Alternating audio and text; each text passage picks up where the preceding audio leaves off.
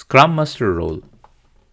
Scrum Master job is to produce a development team that can develop high quality products at a sustainable pace.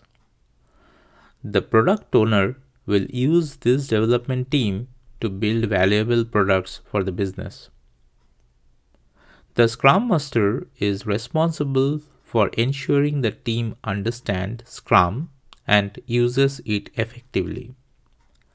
The Scrum Master is responsible for coaching the team to perform their role appropriately, and it includes the product owner.